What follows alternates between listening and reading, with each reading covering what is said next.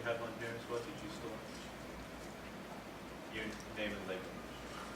My name is Adam Bach. I'm a chemist and a material scientist.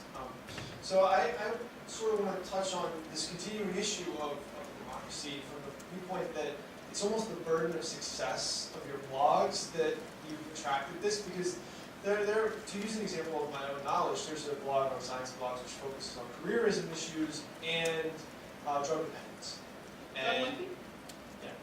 And there are some very high-level, very civil discussions that happen regarding drug dependence there, and for the most part, they're fairly civil. And it's sort of, I think, because it's also a lot about the ins and outs of getting an academic job, which so I wonder if you could comment on sort of the popularity versus issues. So it's better to be attacked than have no one attacking you. I agree. Drug Monkey's way more popular than my blog.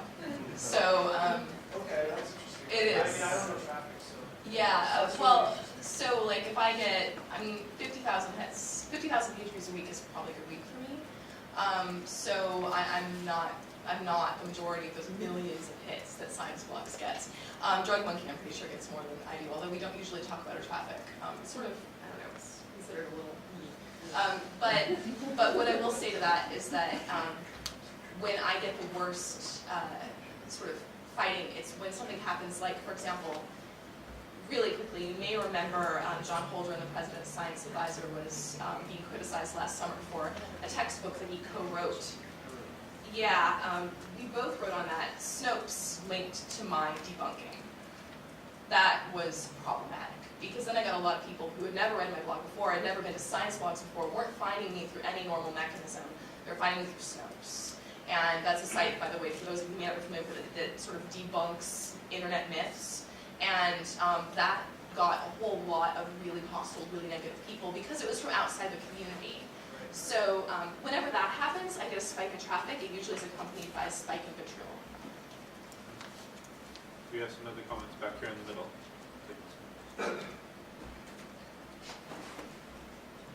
Hi, I'm Bruce, the Weisengainer. One thing that I think could help with what Cass Sunstein says about the divergence in views is there doesn't seem to be any common rules of evidence promulgated on the vlogs, and I'm wondering, I think Jessica and Francesca touched on that, but should you be trying to get people, your commentariat, to think about the rules of evidence and how they know what they know? Because so much out there is just cut and pasted propaganda. Absolutely.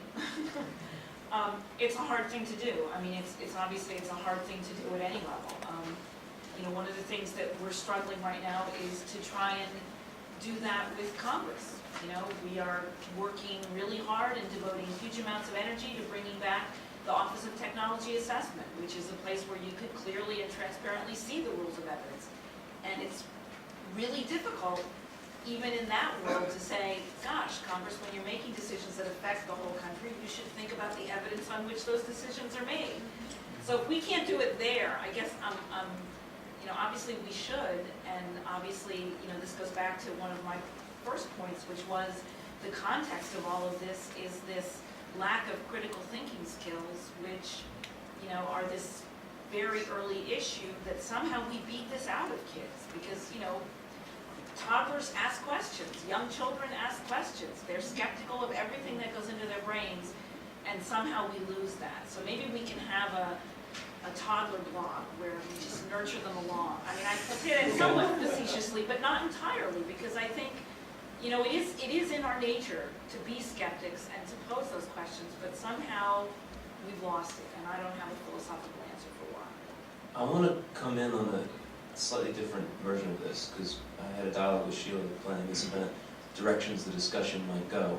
And not only should everyone be possessed of critical thinking skills that allow them to wade through the nonsense, and they definitely aren't, and we can question whether they ever will be or could be, but I mean, there's some idea, and it's been floated before, that there could be some kind of certification consumer reports for science blogs. You know, how many stars did you get? How accurate are you? It's been raised. It's been suggested.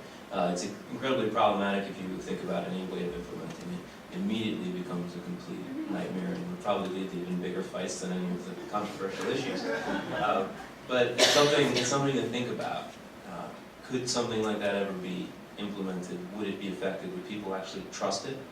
There are rating systems for other things that people trust that have an effect. Something to throw out. I just, to toss in, I think that's a really great idea, and I do think you could find the right metrics to do it. I mean, you wouldn't obviously be able to look at every post, but you'd figure out a way to sample. I mean, you know, that would be great. Okay, I think there are lots more questions, but I think we need to move on now.